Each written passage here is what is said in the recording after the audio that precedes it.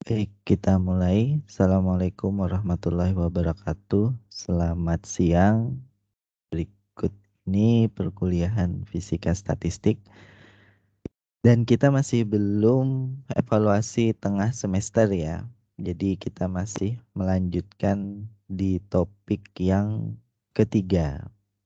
Nah, namun sebelum kita lanjutkan topik yang ketiga, barangkali ada baiknya kita evaluasi hasil dari topik yang kedua, di mana topik yang kedua ini dalam hari Senin ya, dari hari Senin sampai dengan barusan tadi 10.30 kalian diperbolehkan untuk mengambil remedi, dan berikut ini kira-kira hasil dari remedi kalian.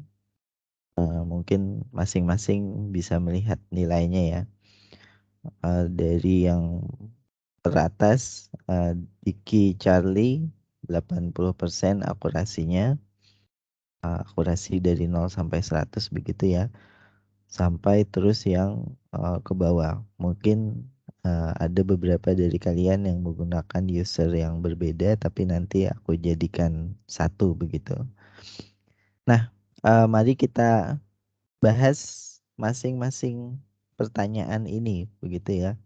Mungkin ada beberapa yang mencoba dan ada yang menjawab benar, kemudian sharing tapi belum tahu alasannya apa. Yang pertama, soal yang pertama itu adalah urutkan langkah-langkah yang tepat dalam upaya memahami satu fenomena. Nah, tentu kita sudah membahas ini di awal ya, urutannya begitu. Jadi urutan yang benar adalah fenomena, model, persamaan, bandingkan data eksperimen, evaluasi sesuai atau tidak, dan model bisa direvisi setelah itu jika tidak sesuai. Ini pertanyaan bonus sebenarnya karena gampang sekali. Nah, yang kedua, pilihlah yang bukan termasuk aplikasi statistika Maxwell-Boltzmann. Nah, di sini hati-hati ya. Ini paling banyak menjawab menurunkan persamaan pergerakan ion. Mungkin karena istilah ion jarang kita sebutkan sebelumnya, padahal ini adalah aplikasi dari Maxwell-Boltzmann di kelompok yang membahas tentang, kalau tidak salah judulnya waktu itu adalah difusi Einstein. Jadi ini difusi Einstein itu terkait dengan pergeseran atau pergerakan ion ya di dalam medan. Nah, tentu jawaban yang tepat bukan itu karena itu adalah aplikasi statistika Maxwell-Boltzmann. Jawaban yang tepat yang merupakan yang bukan aplikasi statistika MB itu terkait dengan logam. Karena logam nanti kalian akan menggunakan statistika Fermi-Dirac. Jadi kita tidak membahas kapasitas panas kristal logam, kita hanya membahas kapasitas panas kristal saja. Jadi bukan bahan logam. Itu jawaban yang tepat. Nah, yang soal yang ketiga mungkin urutan soal berbeda ya karena diacak kemarin saat mengambil kuis. Pilihlah fenomena yang merupakan efek Doppler dalam statistika Maxwell-Boltzmann. Nah, ini juga sebagian besar menjawab pergerakan atom dalam gas bintang akibat adanya suhu menyebabkan posisi atom tersebut berbeda-beda terhadap pengamat. Nah, perlu kita perhatikan bahwa efek Doppler itu tidak terkait dengan posisi atom, tetapi terkait dengan gerak-gerak dari atom, apakah menjauh geraknya ataukah mendekat. Jadi, tentu kalau disebutkan posisi di sini keliru ya, bukan itu yang dimaksud dengan efek Doppler. Sehingga opsi yang lain yang lebih tepat itu adalah yang B di sini, yaitu mendapati panjang gelombang yang lebih besar atau lebih kecil dibandingkan panjang gelombang yang dilepaskan jika atom tersebut dalam keadaan diam. Nah, ini jawaban yang tepat. Kalau bergerak ke segala arah sehingga terdapat emisi spektrum ini enggak. Jadi opsi yang C, bergerak segala arah terdapat emisi, itu enggak perlu bergerak pun dia terdapat emisi spektrum begitu. Pengamat menangkap emisi panjang gelombang elektromagnetik, elektron berpindah. Ini peristiwa tidak terkait dengan efek Doppler kalau yang pilihan D. Nah, kembali lagi nomor 4. Intensitas dari spektrum emisi bintang itu bergantung pada yang paling banyak juga menjawab panjang gelombang.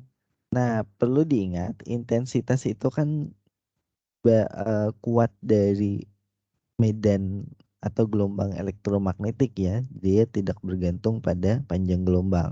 Dan di rumus akhir kalau kalian lihat di tabel ataupun di buku Pamik Rajudin itu bergantung pada massa atomnya di situ. Jadi ada M. Makanya jawaban yang benar adalah C, massa atom. Nah, pelebaran spektrum emisi bintang itu menyebabkan ini juga lebih banyak atau sebagian besar menjawab A ya. Pelebaran spektrum emisi bintang jangan lupa maksudnya mohon perhatian di sini menyebabkan bukan disebabkan ya. Jadi spektrum emisi bintang yang melebar tersebut menyebabkan apa? Ini ada di buku Pamik Rajudin. Kalau kalian baca itu menyebabkan intensitas emisinya melemah. Jadi wajar ya kayak luasan persegi begitu. Kalau dia makin lebar luasannya konstan, tingginya turun. Sama aja ini. Kalau lebar spektrumnya semakin besar, tingginya atau intensitasnya berarti menurun. Jadi jawaban itu yang tepat. Soal selanjutnya, pelebaran spektrum emisi bintang disebabkan oleh. Nah, ini juga yang paling oh bukan ya, ini yang sebagian besar sudah benar dalam menjawab. Karena ini disebabkan ya, kita membahasnya kemarin disebabkan oleh atom yang bergerak mendekat atau menjauhi pengamat. Jadi bukan posisi atom ya, tetapi atomnya yang bergerak. Jadi ada gerakannya baru menyebabkan pelebaran. Jadi kalau disebabkan benar disebabkan oleh ini. Tetapi kalau menyebabkan bukan A. Jadi ini kurang hati-hati begitu ya melihat menyebabkan atau disebabkan. Kalian kalau kita lihat mayoritas tuh menjawab A atau bergerak mendekat atau menjauhi pengamat. Nah, ini artinya kita kurang hati-hati atau kita masih metode menghafal aja begitu ya karena hafalannya ini jadi langsung pilih A tapi nggak diperhatikan menyebabkan atau disebabkan. Nah, soal selanjutnya, energi atom dengan momen magnetik searah medan magnet luar adalah sebesar, nah ini persis di buku Pamik Rajudin ya, kalau kalian sambil buka buku atau pas remedi buka lagi bukunya, tentu di sana di apa namanya, dituliskan bahwa energi momen atomnya itu adalah minus mu B. Tapi juga ini dibahas di fisika dasar, jadi atau di listrik magnet sama aja. Jadi ini rumus umum ya. Mayoritas memang benar menjawab dan itu ada minusnya. Nah, kalau dia searah, jadi kalau searah minus kayak gitu ya, kayak kebalikan. Nah, kalau berlawanan arah dengan medan magnet luar, berarti tentu plus. Jadi apa ini udah benar ya mayoritas.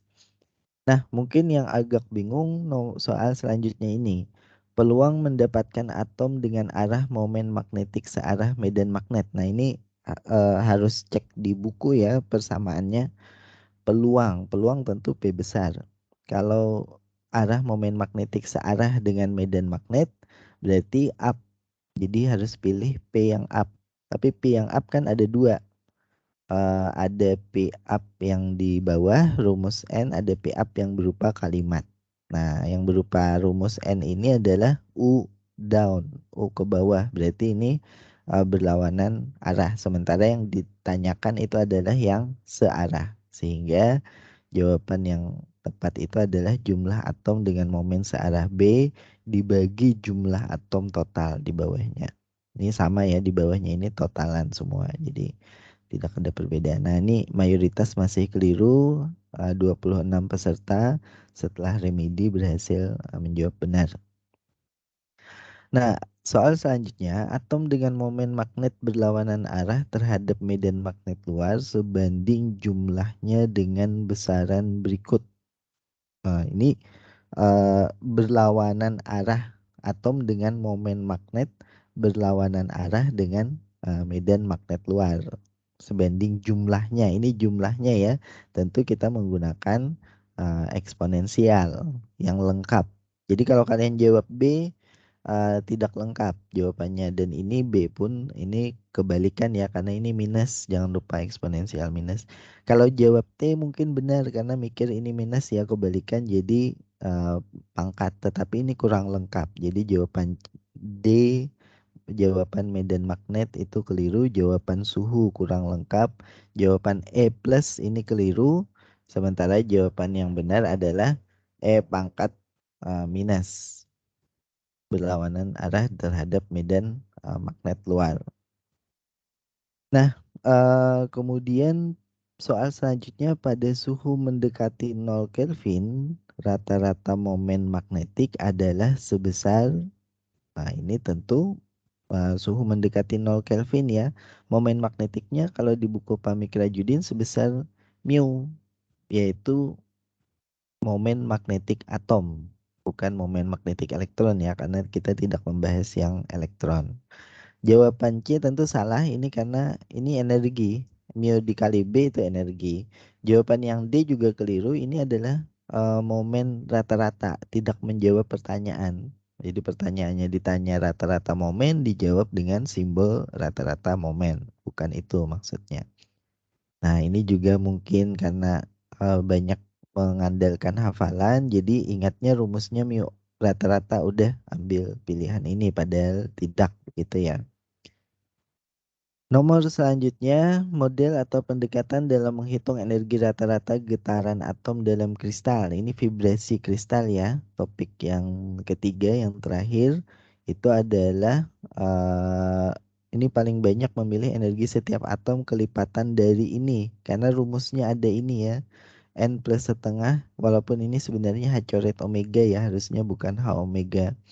Tapi melihat rumus mungkin kebanyakan milih ini. Padahal kelipatannya tuh bukan dengan setengah H coret omega, tetapi N H omega.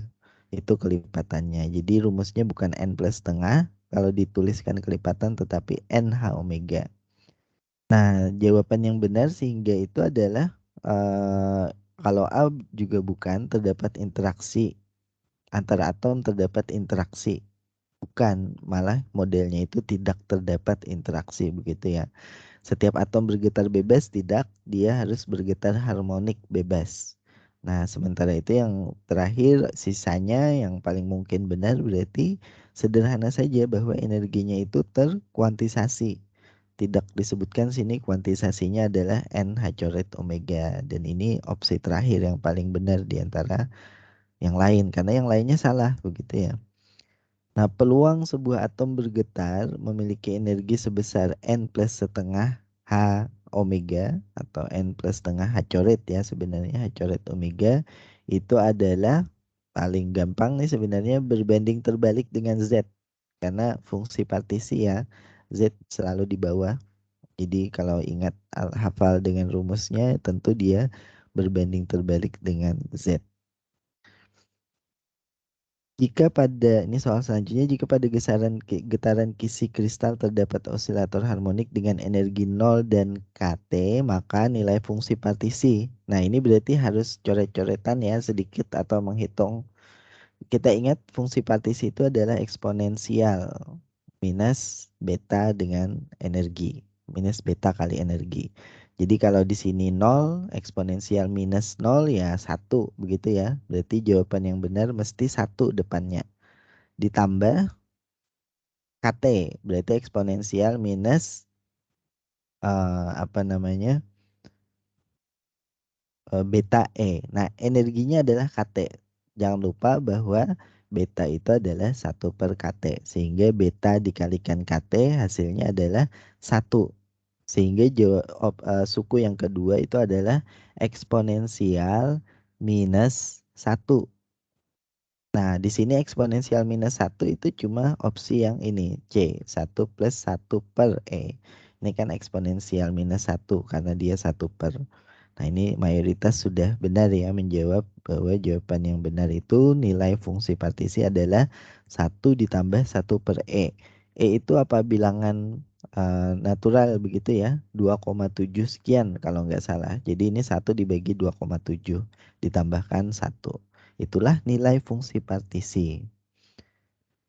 Ingat fungsi partisi tidak punya satuan. Begitu ya, dia adalah bilangan tanpa satuan. Nah, ini yang banyak keliru. Mungkin berapakah energi rata-rata getaran kristal saat T sama dengan 0? Jangan lupa rumusnya saat T sama dengan 0, N-nya berarti sudah ini ya, sehingga hanya setengah H omega saja. Nah, jangan lupa tapi itu adalah H coret. H coret itu adalah H dibagi 2 pi. Nah, ini untuk mengecek kehati-hatian kalian bahwa H itu adalah H/2 pi. Jadi bukan H omega dibagi 2 tetapi H coret omega bagi 2 atau H bar omega bagi 2. Nah, H bar itu adalah H dibagi 2 pi. Sehingga kalau H dibagi 2 pi, 2 pi dikali 2 adalah 4 pi. Jawaban yang benar adalah B atau H omega dibagi 4 pi. Nah, ini apa namanya? Penjelasannya. Kalau kita ingin lihat bahwa ketepatan dari keseluruhannya itu 34% ya, rata-rata nilai kelas sudah naik dari yang sebelumnya, kalau tidak salah 18%. Kalau kita lihat eh, oh, ini masing-masing orang ya, kelirunya di mana aja. Kalau kita lihat per topik, jadi sebenarnya yang di dalam aplikasi Maxwell Boltzmann kita hanya ambil 3 aplikasi ya, yaitu efek Doppler, momen magnetik rata-rata, dan vibrasi Kisi. Di aplikasi MB ini umum untuk topik yang aplikasi MB 2 pertanyaan, dan ini menunjukkan pemahaman rata-rata kelas ini. Jadi kalau melihat di sini yang paling banyak kalian benarnya yang 40%, lihat yang angka di samping kanan ya. Ini ada 40% momen magnetik rata-rata sudah lebih paham dibandingkan topik vibrasi Kisi ataupun efek Doppler ya. Aplikasi MB ini sederhana aja, cuma 2 pertanyaan dan rata-rata 59%, artinya satu pertanyaannya benar. Jadi kalau mau disimpulkan dalam hal aplikasi MB, kelas ini sudah lulus. Tetapi dalam hal efek Doppler, momen magnetik rata-rata, vibrasi Kisi, kelas ini belum lulus.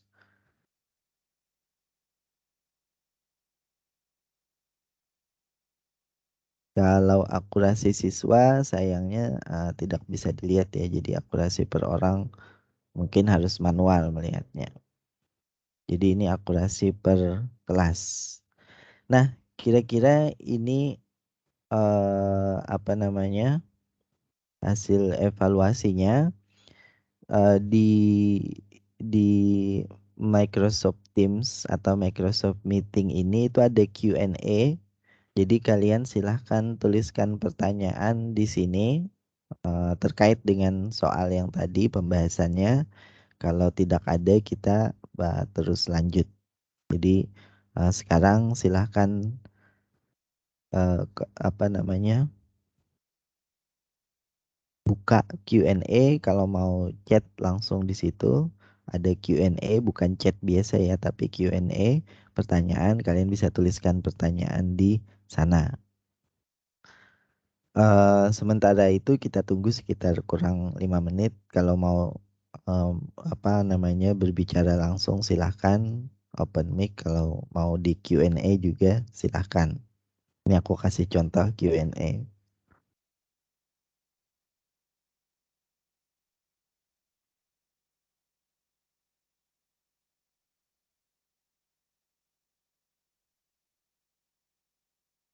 Mungkin ada dari kalian yang bisa melihat.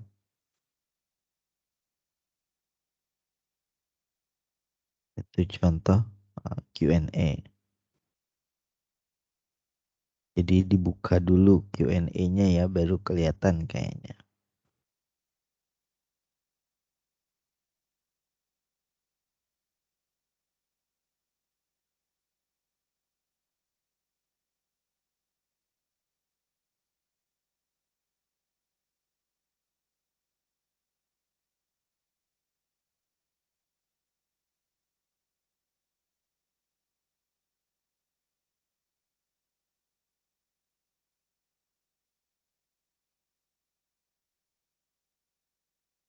Q&A bisa kasih komen juga ya.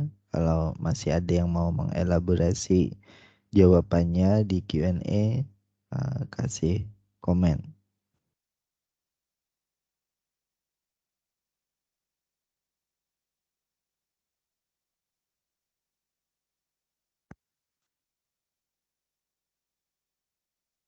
Kita tunggu sekitar 3 menit. Setelah itu kita lanjut lagi dengan uh, topik ketiga dalam perkuliahan sebelum UTS ini. UTS-nya kapan? Seselesainya 3 topik ini ya. Mungkin kita butuh waktu 1 atau 2 minggu baru bisa UTS.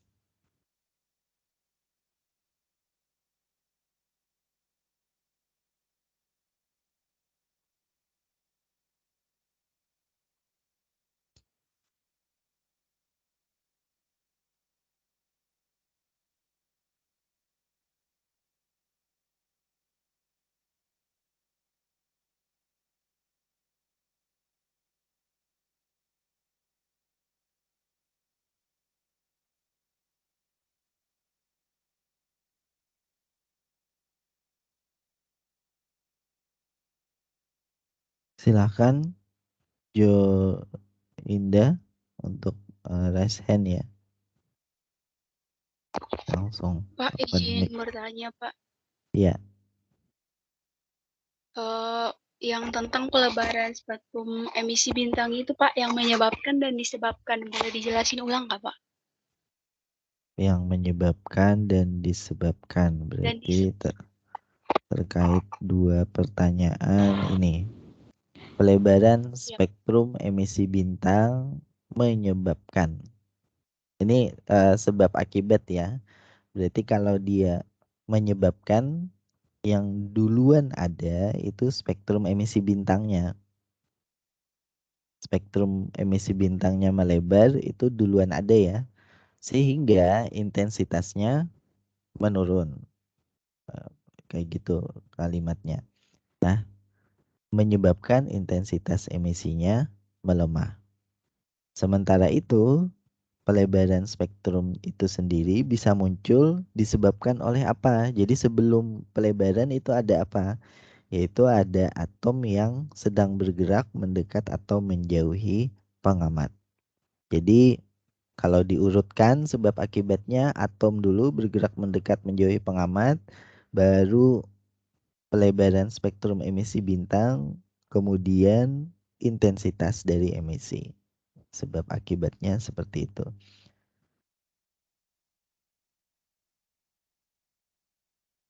Bagaimana? Apakah sudah bisa dipahami atau perlu dijelaskan ulang? sudah paham, Pak. Terima kasih, Pak. Oke, monggo yang lainnya.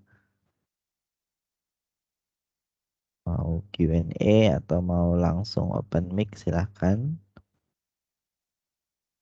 Q&A ada di kolom chat. Ya di kolom ya Q&A juga tulisannya. Bukan chat ya, chat sendiri, Q&A sendiri.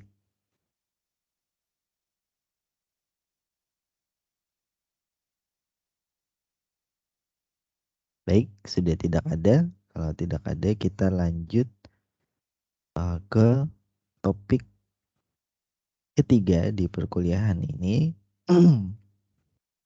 yaitu entropi dan fungsi partisi. Sebentar, kalau aku lihat di halaman LMS, namanya itu adalah entropi pada gas ideal klasik ya, karena gas ideal klasik bakal kita gunakan sebagai contoh ya, sebagai aplikasi. Nah, cuman dalam pertemuan kali ini kita fokus ke permasalahan entropi dan fungsi partisi. Jadi kira-kira ada 2 bagian begitu ya. Kemungkinan kita selesai jam 12.30 atau mungkin agak lewat dikit begitu ya, karena tadi ada problem di Zoom. Nah, baik, kita mulai untuk entropi. Kita sebenarnya sudah pernah membahas begitu ya. Simbol dari entropi itu adalah S. Sama seperti di termodinamika. Nah, kita kaitkan nilai entropi ini dengan jumlah keadaan. Jadi waktu itu masih ingat jumlah keadaan yang tersedia dengan simbol omega ini kita kaitkan dengan entropi. Misal jumlah keadaan yang tersedia adalah 5, maka entropinya adalah K, K konstanta Boltzmann ya, K ln dari 5. Jadi seperti ini. Nah, meskipun demikian, setiap keadaan yang dituliskan ada 5 ya keadaan ini atau kita sebut ini keadaan makro begitu, itu mengandung atau dapat terdiri dari berbagai keadaan mikro.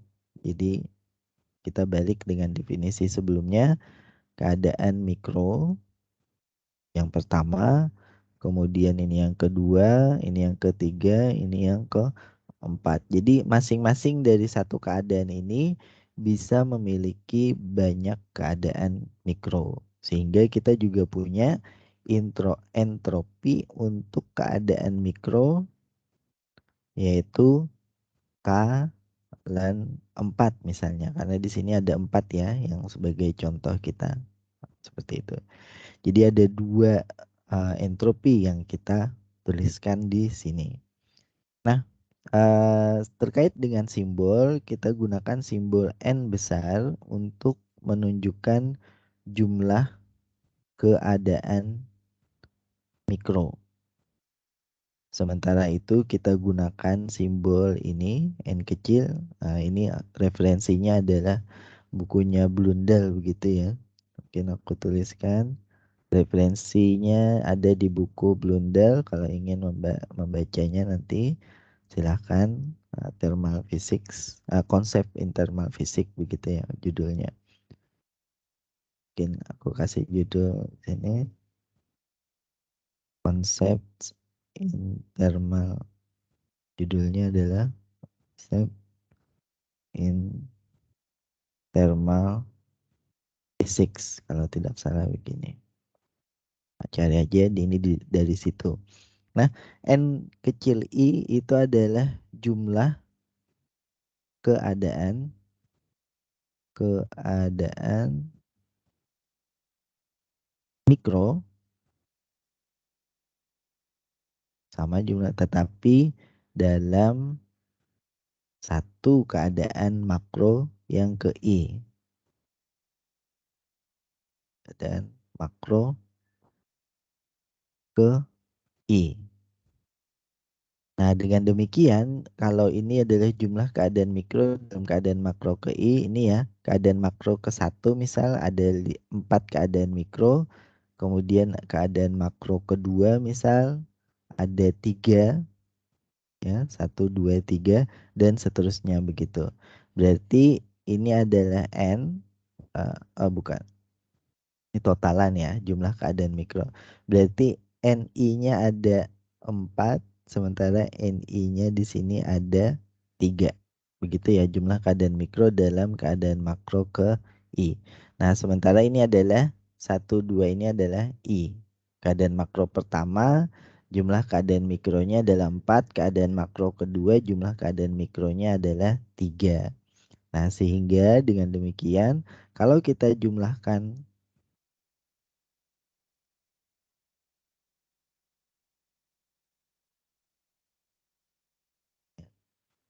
OneNote-nya yang error.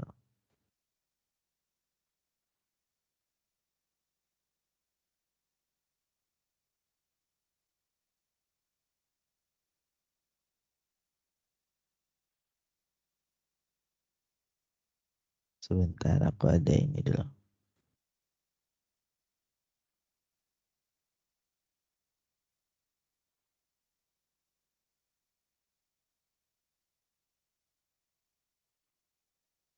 Oh, sorry.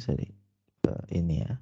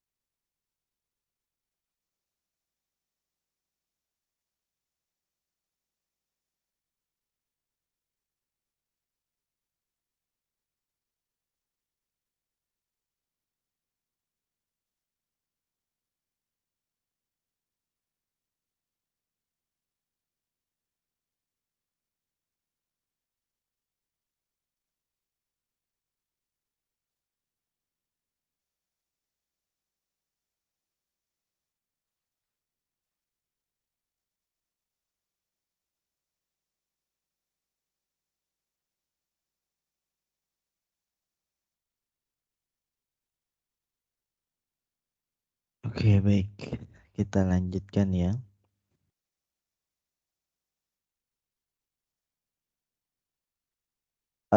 Jumlah keadaan mikro dalam keadaan makro ke I itu adalah NI kecil, sehingga totalnya di sini sigma NI kecil ini itu adalah N besar.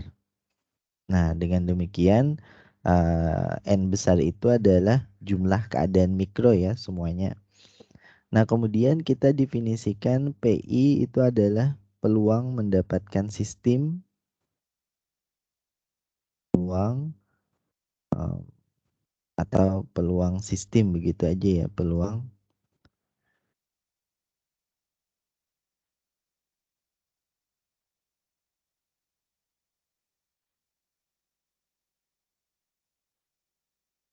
sistem berada dalam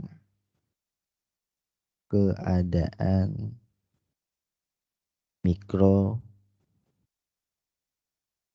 ke I. Jadi peluang sistem berada dalam keadaan mikro ke I itu adalah PI. Nah, tentu PI ini rumusnya adalah NI dibagi N besar. Seperti yang sudah kita pernah bahas sebelumnya ya. NI bagi N besar. NI adalah setiap keadaan makro, sementara N besar adalah total. Jangan lupa namanya ini peluang. Jadi kalau dijumlahkan seluruh peluang nilainya adalah sama dengan 1. Nah, eh, simbol yang lain itu adalah S total. Jadi di sini ada S mikro tadi ya, ada S biasa dan sekarang ada S total. Ini adalah entropi total. Sehingga dengan demikian entropi total ini tentu dihitung dari S sama dengan K dan N besar. Namanya juga total begitu ya. Dan S total ini itu terdiri dari nih S total. Oh sorry, bawahnya total. S total itu adalah S ditambah S dalam keadaan mikro. S yang keadaan mikro ini adalah S yang NI kecil begitu ya. Nah, sehingga kalau kita tuliskan selanjutnya untuk S dalam keadaan mikro di sini ya. Misal untuk S dalam keadaan mikro kita punya simbol seperti ini. Rata-rata entropi keadaan mikro, yaitu kalau terkait dengan rata-rata maka dia adalah jumlahan seluruh peluang dikalikan nilainya begitu. Jadi ini juga sudah kita bahas ya. Rata-rata dari suatu besaran adalah peluang dikalikan nilai dijumlahkan semuanya begitu. Di mana SI-nya sendiri ini SI-nya itu adalah K dan tentu NI kecil begini. Jadi kalian NI kecil. Nah, ini definisi untuk SI sehingga kita punya S total ini adalah keadaan makro yang berbeda. Ini makro berbeda. S mikro, S biasa ya keadaan makro berbeda. S mikro adalah keadaan untuk masing-masing keadaan mikro tadi dan S total. Nah, S biasa itu yang sebelum ini kita bahas. Ini ya keadaan makro berbeda. Misal ada 5 keadaan makro berbeda, maka kita tuliskan menjadi kalen 5 begitu. Nah, yang ingin kita ketahui yang bisa dibandingkan dengan eksperimen itu adalah ini, karena ini terkait dengan besaran yang bisa diukur. Sehingga untuk mendapatkan S biasa ini kita balik saja persamaan ini menjadi S biasa yang bisa dibandingkan dengan eksperimen itu adalah S total dikurangi S mikro. Nah, ceritanya begitu kenapa kita ingin menghitung nilai S ya karena S itu yang bisa kita bandingkan dengan besaran di eksperimen. Energi dalam, energi rata-rata, dan seterusnya. Nah, S totalnya ini adalah K, ln, N besar. Sementara untuk S mikronya ini adalah menggunakan ini ya. S mikro tadi adalah sigma dari keseluruh keadaan makro di PI, seluruh keadaan makro yang dimilikinya. K, ln, ini ya, SI, K, ln, NI kecil. Nah, di sini kita bisa keluarkan sigmanya ya, sigma PI-nya. Sigma PI untuk seluruh N besar itu adalah 1. Itu yang kita bahas di atas tadi ya. Ini kalau terkait dengan N besar seluruhnya 1. Sehingga kita sebenarnya bisa aja menulis kayak gini. K sigma I PI ln N ini tidak merubah apa-apa karena nilai dari ini adalah 1 untuk yang N besar dikurang sigma I PI K ln NI. Nah, sementara itu kalau sudah kita rubah dalam bentuk seperti ini, kita bisa keluarkan sigma I PI-nya. K sigma I PI dijumlahkan untuk seluruh I ya, dikalikan dengan ln N dikurangi ln namanya NI. Nah, ini K-nya sudah kita keluarkan sehingga di dalam kurung ini hanyalah ln N besar dikurangi ln NI. Nah, ini bisa kita singkat cara penulisannya yaitu K sigma I PI dikalikan dengan ln N dibagi NI. Ya kan karena N minus ya berarti di bawah. N dibagi NI. Nah, tetapi ingat di sini kita punya definisi lain tadi ya bahwa NI dibagi N itu adalah PI yang bagian atas ini. Sehingga kita bisa sederhanakan lebih jauh lagi dengan membalik NI ke atas berarti ada minus ya di depannya, minus karena NI mau kita balik ke atas. K sigma I PI sekarang ini ln NI per N itu adalah PI. Jadi sigma I PI ln PI. Nah, ini rumus akhir dari entropi. Jadi kalau mau dituliskan di sini S itu adalah minus K sigma I PI ln PI. Ini kalau nggak salah di bukunya itu ada namanya sendiri yaitu perumusan entropi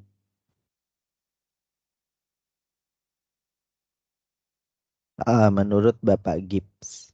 Jadi Gibbs itu fisikawan yang ini ya. Menurut Bapak Gibbs atau Gibbs entropi begitu.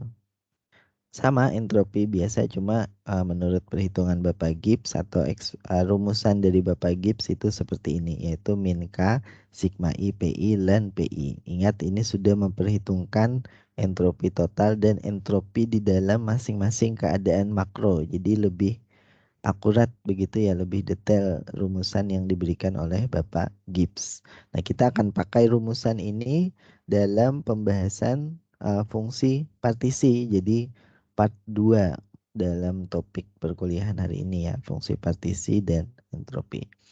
Nah, sebelum kita lanjut, silakan jika ada yang ingin bertanya atau menuliskan di Q&A. Saya tunggu sekitar 3 menit lagi ya. Rehat sambil rehat yang lain atau ada yang bertanya silahkan langsung open mic boleh biar kedengaran. Atau mau di kolom Q&A juga boleh. Bukan di kolom chat ya, tapi kolom Q&A. Dimana kalau kliknya Q&A, kalau di HP ada titik 3, diklik biasanya kebuka. Kalau di laptop langsung kelihatan mestinya tulisan Q&A.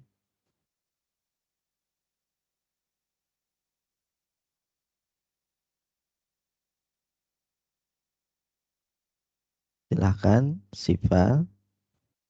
Ayo Pak, izin bertanya untuk yang sigma Nya itu sampai PI yang pertama aja, Pak.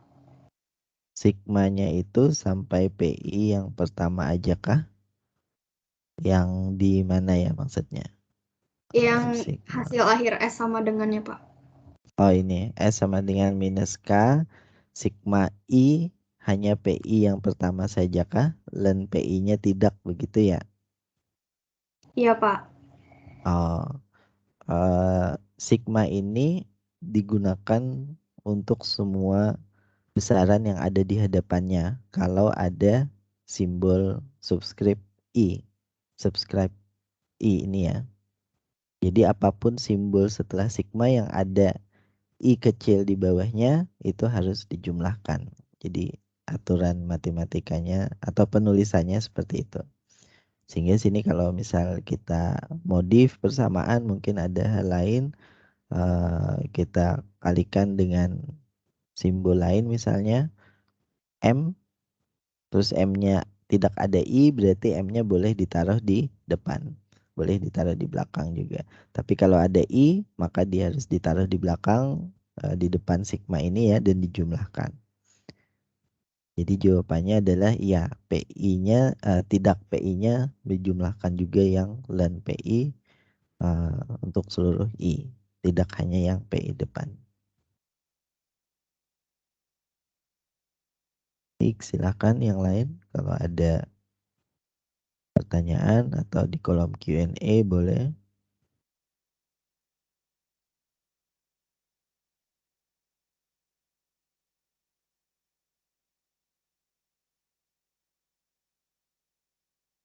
Nah, kalau tidak ada, kita akan lanjutkan di pembahasan yang kedua, part 2 dari perkuliahan hari ini, yaitu tentang fungsi partisi.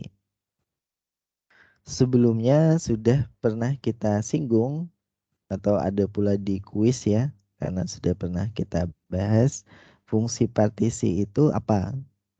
Jadi kalau di atas ada faktor Boltzmann, di bawah ada fungsi partisi. Kalau per ya, ada eksponensial. Dalam menghitung peluang ada faktor Boltzmann, di bagian atas ada fungsi partisi di bagian bawah. Nah, fungsi partisi kita simbolkan dengan Z, dan ini adalah fungsi yang sangat penting dalam fisika statistik. Mengapa demikian? Karena dengan mendapatkan fungsi ini kita bisa menghitung banyak besaran termodinamika lain seperti energi internal, entropi, dan seterusnya. Nah, perlu kita pahami bahwa peluang suatu sistem berada dalam keadaan. Nah, ini simbol yang baru ya, dalam keadaan alfa. Sebenarnya boleh simbol apa aja sih, mau simbol I, alfa, gamma, tapi ini kita sesuaikan dengan di bukunya Blundell. Dalam keadaan alfa itu sebanding, tentu kita semua tahu, sebanding dengan faktor Boltzmann, yaitu eksponensial minus, nah ini langsung ditulis beta ya, 1/kT-nya, beta dikalikan dengan energi sistem tersebut untuk keadaan alfa. Begitu. Sehingga fungsi partisi, atau kalau mau diteruskan ini ya, sebanding, kalau mau yang kedua, nih, berbanding, ini soal kuis tadi ya, terbalik dengan Z, begitu. Nah, Z atau fungsi partisi ini adalah jumlahan seluruh dari faktor Boltzmann. Jadi jumlahan seluruh dari faktor Boltzmann yaitu beta, E, alfa. Sesederhana ini bentuknya begitu ya, tapi ini cukup powerful. Nah, seluruh properti sistem bisa dihitung dari Z dengan cara menurunkan Z atau menjadikannya len, diturunkan, dan seterusnya begitu.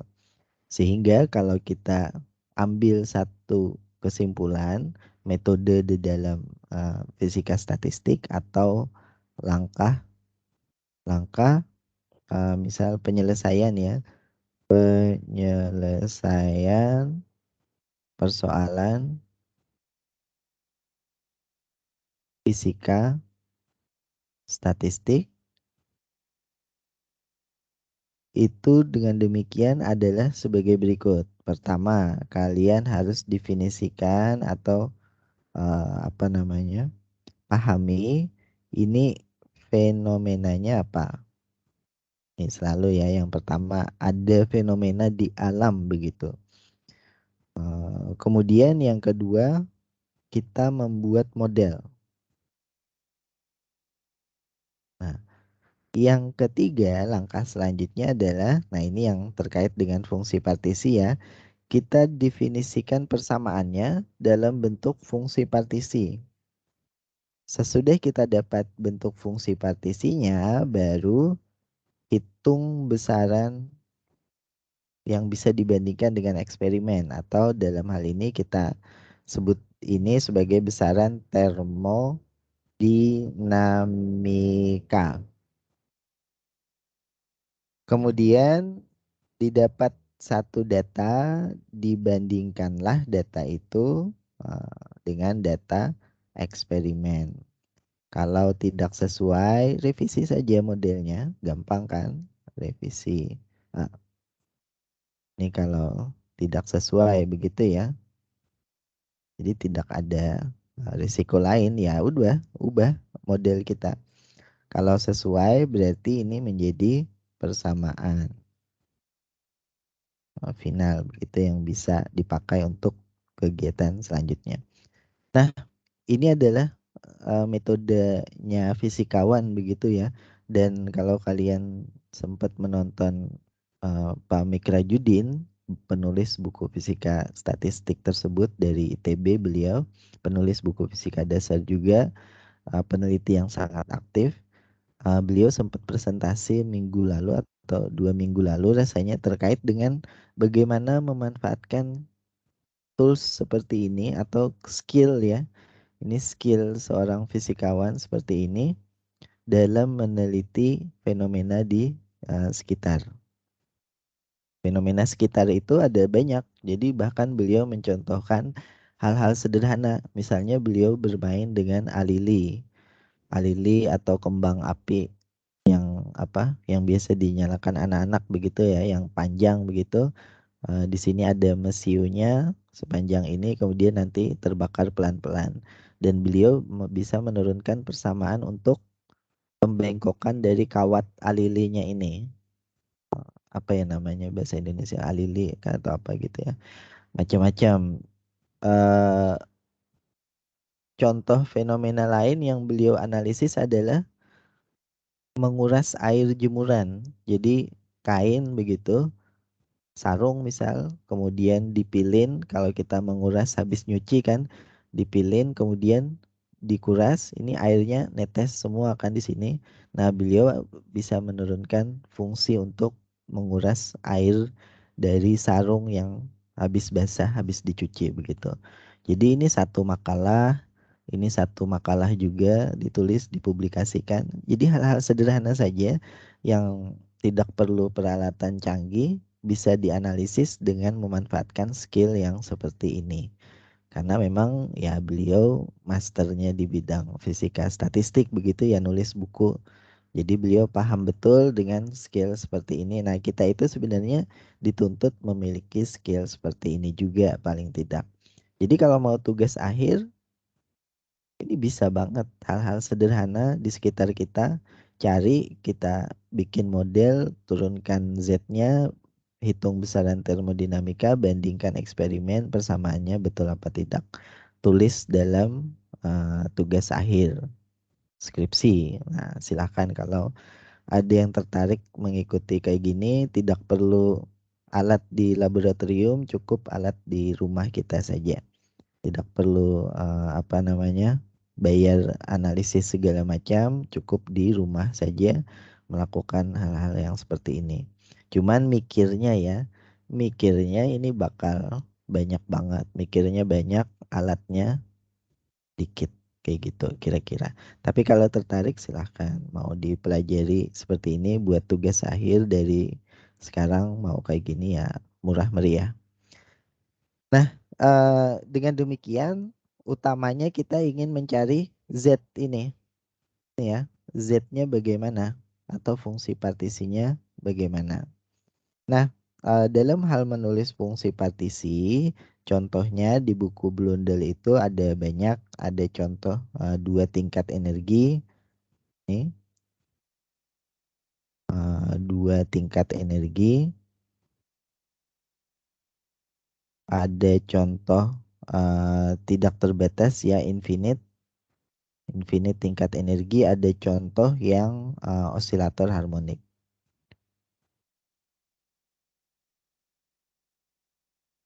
Nah, yang kita bahas di sini adalah yang contoh untuk apa namanya dua tingkat energi. Kalau sempat, kalau tidak sempat kita bahas hanya uh, menurunkan besaran termodinamika. Nah, pembahasan yang pertama adalah jadi kalau ini bagian pembahasan yang kedua, pembahasan yang pertama adalah dari Z bagaimana kita bisa mendapatkan besaran termodinamika. Nah, oke. Z-nya sendiri apa? Z-nya sendiri adalah jumlahan dari eksponensial minus beta E energi. Nah, dengan demikian untuk mendapatkan besaran termodinamika kita harus melakukan sesuatu pada Z tadi. Nah, misalnya untuk mendapatkan sini ya, aku tulis di bawahnya. Untuk mendapatkan satu besaran termodinamika berupa energi internal. Atau simbolnya di buku Blundell itu adalah U begitu ya. Itu adalah dirumuskan dengan U sama dengan seperti biasa ya, ini rumus umum energi rata-rata atau dalam hal ini kita sebut energi internal. Itu adalah jumlahan seluruh faktor Boltzmann ya di bagian atas ini minus beta E untuk seluruh I, kemungkinan tingkat energi I, tetapi di depannya ada energi untuk masing-masing I. Jadi ini nilai apa namanya istilahnya rata-rata. Di bawahnya adalah fungsi partisi yaitu jumlahan biasa saja. Sigma I eksponensial minus beta E I. Nah, di bagian bawah ini adalah simbol Z. Nah, sementara itu di bagian atas kita bisa ubah ini dalam ekspresi Z juga. Yaitu dengan cara apa? Perhatikan ini kan eksponensial minus beta EI. Kalau kita menurunkan eksponensial satu kali, maka dia menjadi eksponensial tetap. Kemudian kita turunkan yang bagian atasnya ini terhadap EI terhadap beta misalnya, maka kita dapatkan EI. Atau kalau aku tuliskan di samping kanan, kalau kita turunkan turunan apa namanya eksponensial minus beta EI terhadap beta, maka hasilnya adalah eksponensial minus beta EI juga. Kemudian turunan dari di beta ini adalah jangan lupa minusnya ya di bagian depan minus beta EI. Nah, sementara itu turunan dari D beta I adalah sisanya minus EI. EI eksponensial minus beta EI. Nah, ekspresi ini kan sama dengan yang bagian atas ini kan. EI kali eksponensial minus beta EI. Hanya tidak ada minusnya. Sehingga bagian atas ini bisa kita ubah menjadi minus D Z. Karena ini Z begitu ya. Sigma jumlahan di sini. Jumlahan minus dz d beta. Sehingga persamaan untuk menghitung energi internal dari entropi itu lebih sederhana. 1 minus Z turunan dari Z terhadap beta. Nah, ini juga masih bisa dipersingkat dengan memanfaatkan sifat dari len ya. Jadi kalau len diturunkan terhadap beta, dia seper Z dulu, baru turunan DZ D beta. Sehingga ini kalau dipersingkat, di len dari Z, lenkan Z-nya turunkan terhadap beta. Begitu ceritanya. Dengan jangan lupa betanya adalah 1/T. Nah, eh, dengan demikian, untuk mendapatkan energi internal atau U ini, kita hanya perlu mengetahui Z-nya saja, kemudian lenkan Z-nya, turunkan 1 kali terhadap beta, sehingga kita dapat energi internal. Yang kedua, contohnya adalah menghitung entropi. Nah, ini mengapa kita tadi membahas entropi, karena ini sebenarnya ya tujuannya. Jadi, peluang untuk satu keadaan itu berada misal di keadaan J atau keadaan E itu adalah PJ begitu. Sama seperti tadi, bisa PI, bisa PJ dan seterusnya, simbol yang dipilih apa. Nah, entropi jangan lupa mungkin tadi kita balik ke atas ya. Hasil dari perhitungan entropi kita di bagian atas tadi yang ini ya. Dalam ekspresi Gibbs begitu, entropi itu adalah minus K sigma I PI ln I ln PI begitu. Nah, di sini kan ada P yang perlu dihitung, sehingga kita tuliskan dulu dalam hal mencari entropi dari Z, kita bisa cari dulu P-nya untuk membedakan dengan yang sebelumnya digunakan J ya di sini, tapi sama aja maksudnya untuk dijumlahkan ke seluruh keadaan energi. PJ itu adalah eksponensial minus beta EJ. Nih, peluangnya aja ya di sini dibagi Z. Jadi belum menghitung besaran apapun. Nah, dengan demikian kalau suku kiri, sisi sebelah kiri dan sisi sebelah kanan dilenkan, kita bakal punya len PJ di sini eksponensial kalau dilenkan menjadi eksponennya ya minus beta EJ. Kemudian Z kalau dieksponensialkan menjadi kalau dilenkan berarti ya len Z begitu. Jadi muncul lagi ya len Z yang di atas tadi. Jadi sekali dapat Z, kalian hitung len Z-nya bakal berguna dalam menghitung besaran yang lain. Nah, idenya seperti itu. Nah, sehingga entropi yang tadinya adalah minus K, mungkin kita tulis ulang aja di sini, minus K sigma I PI ln PI minus K sigma I PI ln PI, ini bisa kita masukkan PJ dan ln PJ-nya. Jadi dalam hal ini kita ubah I menjadi J, tidak ada masalah karena itu hanya simbol saja.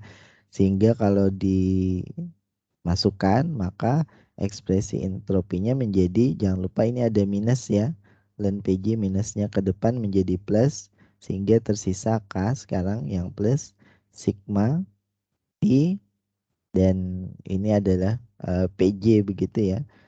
Sigma I PJ, kalau di sini kita ubah ke I tidak masalah untuk mengikuti yang awal, misal sigma I PI, atau mau ditetapkan J saja tidak masalah juga. Sigma I PJ di sini beta EJ di minus ln Z. Jadi seperti ini. Nah, jangan lupa sigma IPI EI atau sigma JPI EJ itu adalah U. Jadi kita bisa tuliskan di sini di suku yang kedua bahwa ini adalah K, kemudian dikalikan dengan beta, beta yang dari atas ya, tetapi sigma JPJ EJ, ini misal dituliskan di sini bahwa sigma J PJEJ itu adalah U. Ini yang bagian atas tadi ya, sigma E PJEJ ini adalah U. Berarti beta U kemudian minus ln Z. Nah, di dalam termodinamika beta ini adalah 1/kT. Sehingga kita punya ekspresi akhir yaitu S adalah U dibagi T ditambah K dan Z. Nah, seperti itu. Sementara itu kapasitas panas ini yang besaran ketiga itu juga bisa dihitung atau aku tulis dulu ya kapasitas panas.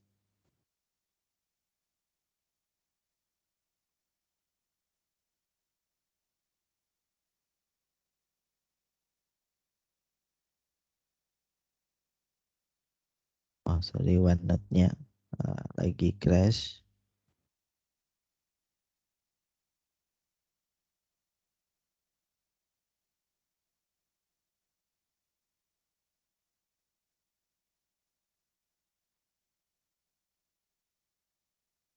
Nah, sehingga CV atau kapasitas panas tadi ya, besaran ketiga yang kita cari juga bisa didapat dengan cara menurunkan secara parsial energi internal tadi terhadap T pada volume yang konstan. Nah, energi internalnya ada yang nomor satu ini tadi ya. Jadi kita menurunkan D ln Z D beta diturunkan terhadap DT. Nah, ini tiga besaran yang kita ambil sebagai contoh. Sebenarnya kalau di bukunya Pak Blundell itu ada besaran lain seperti energi bebas Helmholtz dan seterusnya, tetapi kita akan fokuskan di tiga besaran termodinamika ini yang gampang kita pahami yaitu energi internal, entropi, dan kapasitas panas. Jadi kita ambil contoh sekarang yang nomor duanya. Ini part yang satu ya tadi terkait dengan Z, kemudian besaran termodinamika apa saja yang kita bisa ambil. Nah, yang kedua adalah contohnya apa saja. Misal contoh yang pertama yang cukup gampang dipahami itu adalah dua tingkat energi. Nah, dua tingkat energi ini seperti halnya namanya itu modelnya. Jadi fenomenanya nggak tahu ya kita apa ini, tetapi langsung diberikan contoh di buku Blundell. Modelnya itu adalah bahwa sistemnya itu memiliki dua tingkat energi.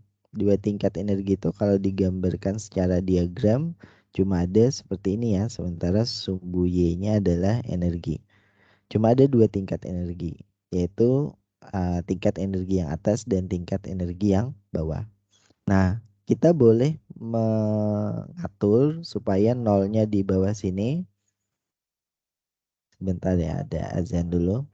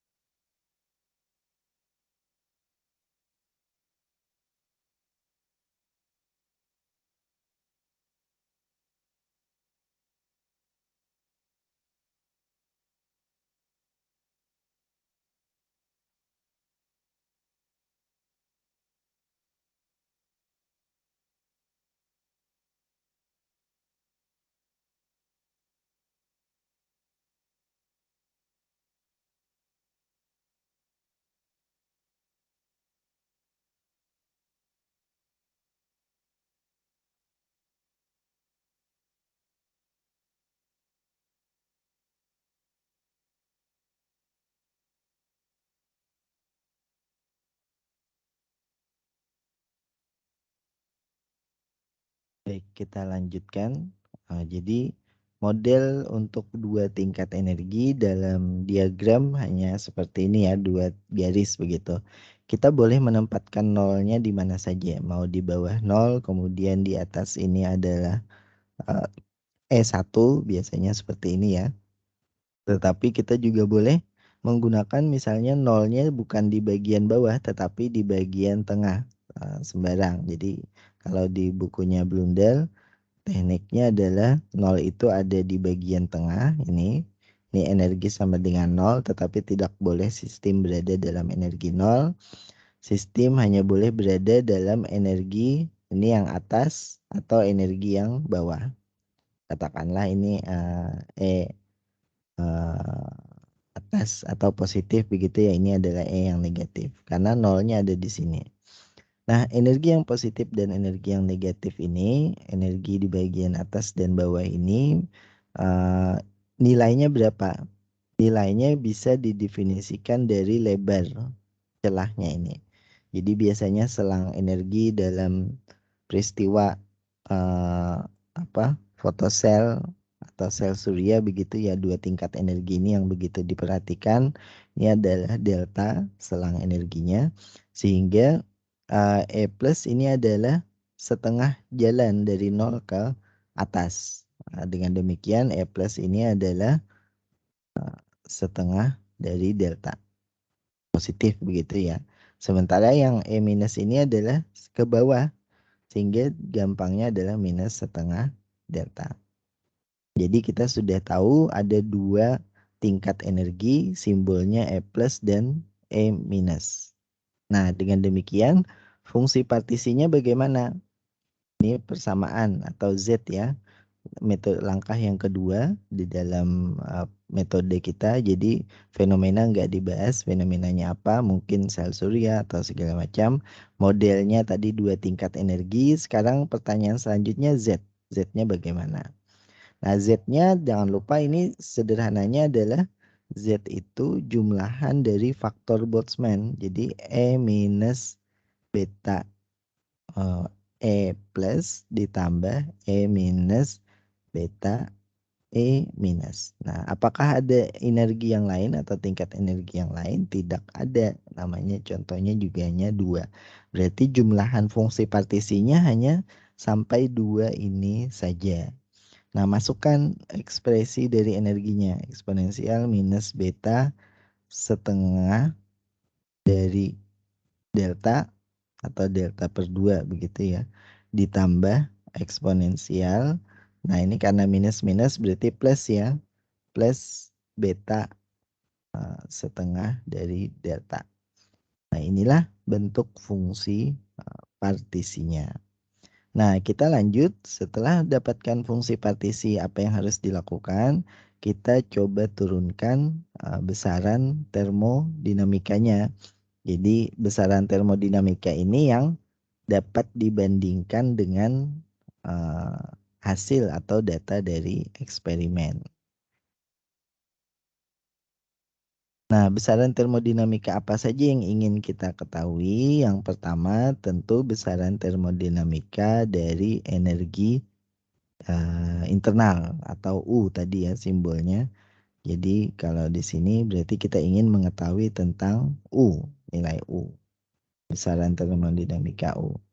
Nah, U ini tadi udah dapat kita tuliskan perumusannya, yaitu U itu adalah minus D ln Z diturunkan beta. Dan kalau kita perhatikan Z di sini kan ada eksponensial minus dan eksponensial plus. Nah, eksponensial minus dan eksponensial plus ini kalau dijumlahkan biasanya ada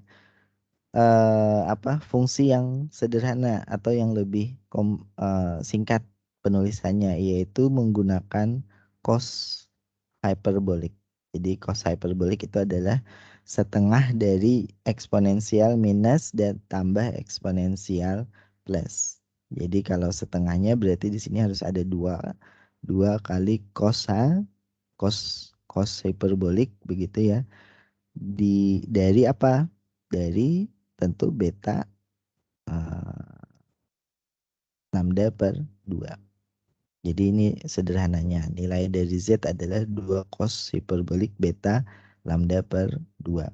Nah, dengan demikian kita dapat memasukkan ini dalam persamaan untuk menghitung energi internal, yaitu min D per D beta ln dari 2 cos hiperbolik yaitu dari beta delta per 2. Nah, ini cara menghitungnya seperti ini. Nah, kita bisa melentkan kemudian menurunkannya terhadap beta dan hasilnya kalau kita ikuti yang di buku Blundell itu adalah minus lambda per 2 tan hiperbolik dari beta lambda per 2. Jadi kita udah dapat rumus untuk menghitung energi internalnya. Yaitu apa? Pada suhu berapapun, ini ada beta ya, T-nya bisa dimasukkan. Delta adalah selang energi di antara dua tingkatnya tadi. Kalau untuk sel surya itu 4 elektron volt, jadi katakanlah sini deltanya 4 elektron volt. Masukkan saja dalam persamaan ini, kita sudah bisa menghitung energi internal di dalam kristal atau sistem sel suryanya tadi atau U. Jadi tidak perlu perhitungan yang rumit. Dari penurunan fisika statistik sudah didapat besaran ini. Nah, terkait dengan U kalau sudah didapat maka besaran termodinamika lain yang gampang dihitung adalah kapasitas panasnya. Dan ini cukup penting ya di kapasitas panas di sel surya ini karena menunjukkan kemampuan bahannya tersebut saat dijemur matahari. Tahan berapa lama begitu, ini kapasitas panas. Yaitu turunan atau karena ini hanya berlaku untuk salah satu variabel, kita tuliskan sebagai turunan parsial dari U terhadap T suhu pada volume konstan misalnya seperti itu. Nah, penurunannya mungkin cukup rumit ya. Jadi di sini langsung kita ambil contoh akhirnya yaitu KB beta lambda per 2 ini dikuadratkan sek hiperbolik. Ini ada juga di perhitungan kalkulator ada ya dari beta lambda per 2. Jadi tinggal masukkan betanya 1 per kT ditanya pada suhu berapa, delta adalah selang energinya berapa, dimasukkan dalam persamaan ini kita dapat tahu kapasitas panasnya berapa nilainya. Begitu. Semakin besar kapasitas panas, semakin besar kemampuan menyalurkan energi termal atau kalor begitu ya. Nah, ini adalah contoh untuk bagian yang pertama tadi ya. Jadi kita ingat di sini ada 2 bagian yaitu menghitung Z-nya dulu baru kemudian menghitung tingkat energi dari menghitung ke contoh besaran termodinamika yang ingin diketahui. Z-nya kita dapat untuk besaran termodinamikanya apa saja dan ini rumus pakem ya. Jadi nomor 1 ini rumusnya rumus yang berlaku.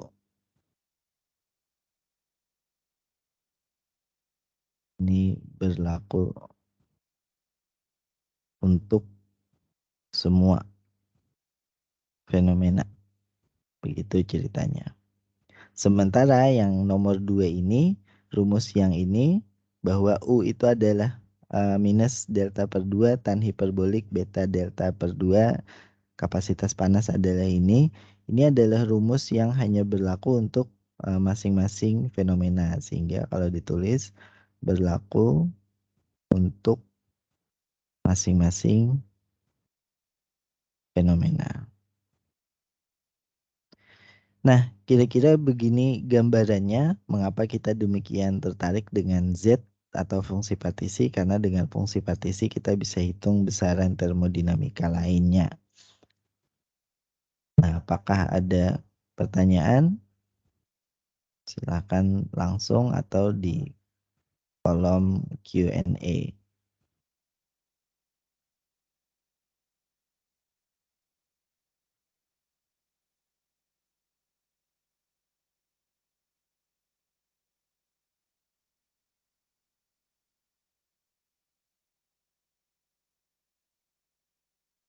Kalau tidak ada, perkuliahan hari ini cukup sampai di sini. Sementara insya Allah kita lanjut di hari Senin sore begitu ya, dengan materi lagi. Kalaupun ada quizzes itu hanya tugas saja untuk pemahaman yang materi hari ini. Dan karena kita bisa rekam, nanti aku bisa sharing rekamannya dan catatan kuliahnya juga. Baik, tidak ada.